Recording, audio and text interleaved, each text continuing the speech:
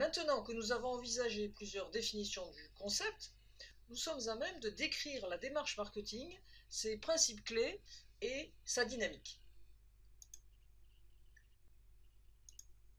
Le premier principe clé qui ressort des définitions que nous avons déjà commentées est celui de la logique d'analyse de l'environnement, où la demande est le concept central.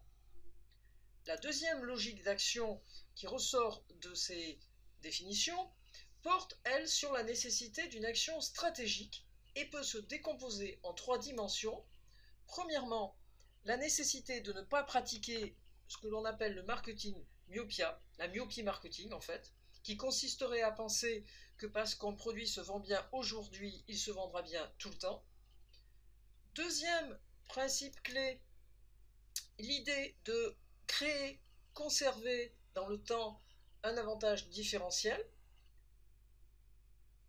Troisième principe de la logique d'action stratégique, diffuser l'état d'esprit marketing dans l'entreprise.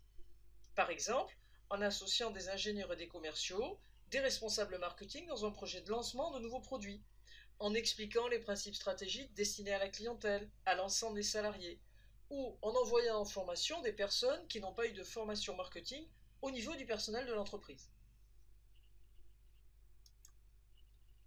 Voyons maintenant la dynamique de la démarche marketing. Cette dynamique va s'organiser autour de trois phases: le marketing et l'analyse de l'environnement, le marketing et la stratégie concurrentielle, et le marketing opérationnel. En ce qui concerne le marketing et l'analyse de l'environnement, tout commence par la connaissance de l'environnement via la collecte d'informations, puis une compréhension de cet environnement via l'analyse des informations. Ensuite, les managers vont ainsi pouvoir concevoir ce qui va être le cœur de la stratégie de différenciation, et donc la stratégie concurrentielle, à savoir le choix du couple offre-marché. Qu'est-ce que je vais vendre par rapport aux attentes de mon marché? On retrouve ainsi la logique d'échange qui était dans le système d'offres décrit dans les modules précédents. Cette stratégie marketing va également s'accompagner d'un positionnement concurrentiel. En fait, en quoi cette offre va-t-elle devoir être différente de ce qui existe déjà sur le marché? Par rapport à ce positionnement concurrentiel, la quatrième étape va consister à le décliner au niveau du produit, au niveau du prix, au niveau des circuits de distribution et des grands choix relatifs à la communication. Enfin, pour rejoindre ce qui a été dit dans les principes clés du marketing, il va être important d'intégrer toutes ces décisions stratégiques dans l'entreprise.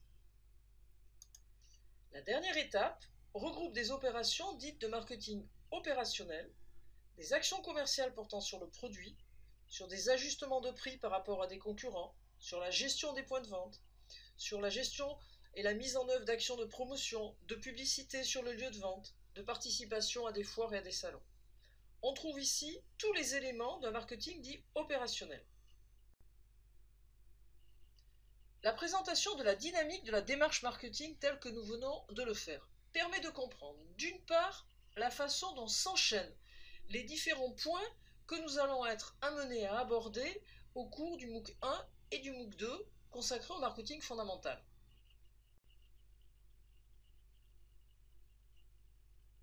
Au-delà de cette chronologie, la présentation de cette dynamique permet également de comprendre les liens de pertinence entre les différentes étapes de la démarche marketing.